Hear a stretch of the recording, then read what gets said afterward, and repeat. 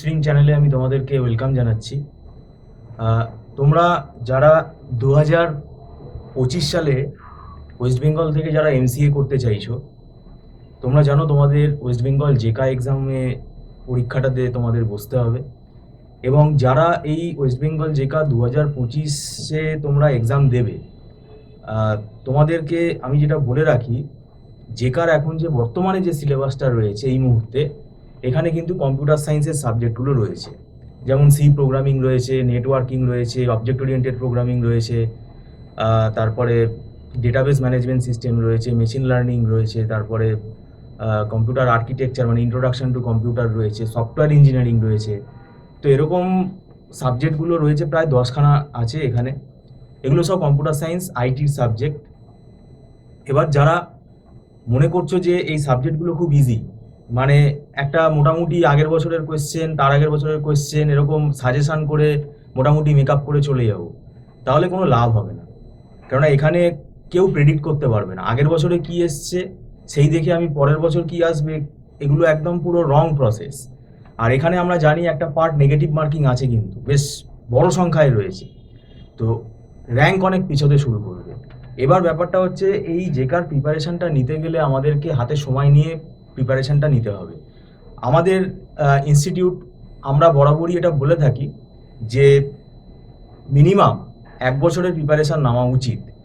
এতে কি হবে, তোমাদের গ্র্যাজুয়েশনের যে পড়াটা তোমরা পড়ছো, তোমাদের ফাইনাল সেম যখন আসবে সেখানে একটা চাপ থাকবে, সেই চাপটা আমি মনে করি কমে যাবে। কেননা জেকার প্রিপারেশনটা যদি তুমি আগে থেকেই অল্প অল্প করে নিতে শুরু করো, আর পরীক্ষার 2 মাস আগে, 3 মাস আগে বা 6 মাস আগে যদি তুমি বই নিয়ে বসো, তাহলে হুড়মুড় করে ওই অত সিলেবাস একসঙ্গে তুমি কিন্তু হজম করতে পারবে না। তাহলে সেক্ষেত্রে কি হয়ে যাবে, স্টুডেন্টদের অসুবিধায় পড়তে হবে। যেটা বলার বিষয়, এই পরীক্ষাটাতে প্র্যাকটিসটাই কিন্তু আসল। প্র্যাকটিস মানে আমাদের চ্যাপ্টারগুলো, প্রত্যেকটা সাবজেক্ট যেগুলো আমি বললাম সেগুলো চ্যাপ্টার ওয়াইজ আমাকে কি করতে হবে, কনসেপ্ট ক্লিয়ার করে পড়তে হবে। তারপরে আমাদের কোয়েশ্চেন অ্যান্সার সলভ করতে হবে, পরবর্তীকালে মক টেস্টও দিতে হবে।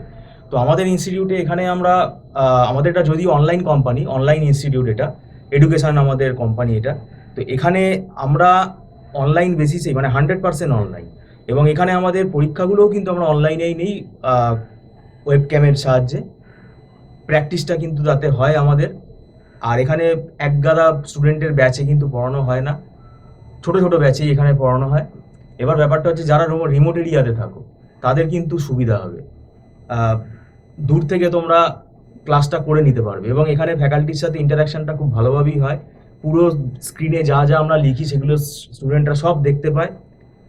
আর একটা বিষয় হলো, এখানে আমাদের কোনো লামসাম টাকা নেওয়া হয় না, কিন্তু এখানে মান্থলি ফিস সিস্টেমে ক্লাস হয়। তবে কন্ডিশন হলো, টার্মস অ্যান্ড কন্ডিশনস হচ্ছে 1 মান্থ যে এখানে 30 দিনের ফিসটা অ্যাডভান্স দিতে হয়, মানে মান্থলি যে ফিস সেটা অ্যাডভান্স পেমেন্ট করেই ক্লাস করতে হয়। এবং প্রথম যে সে স্টার্ট করছে, সেই ফার্স্ট মান্থের যে ফিসটা সে অ্যাডভান্স দিচ্ছে, সেটা কিন্তু রিফান্ড হয় না, সেটা নট রিফান্ডেবল। আর এখানে মনে রাখতে হবে, জেকাতে কোনো সাজেশন কাজে দেবে না। বিশেষ করে যারা তোমরা মানে নন আইটি ব্যাকগ্রাউন্ড, মানে ফিজিক্স অনার্স, কেমিস্ট্রি অনার্স, তো তাদের ক্ষেত্রে সাবজেক্টগুলো নতুন লাগবে।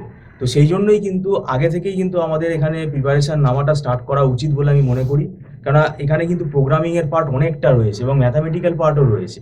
তো সেটা বুঝতে একটু সময় লাগে, এমন কিছুই না, প্র্যাকটিস করতে করতে এটা তৈরি হয়ে যাবে। তো যাই হোক, যদি তোমরা মনে করো অনলাইন টিউশনে আমাদের ইনস্টিটিউটে তোমরা জয়েন করতে চাও, তাহলে তোমরা স্ক্রলে ফোন নাম্বারে আমাদের সাথে ফোন করে কথা বলতে পারো। ভিডিওটা সম্পূর্ণ দেখার জন্য আমি তোমাদেরকে ধন্যবাদ জানাচ্ছি। Thank you so much.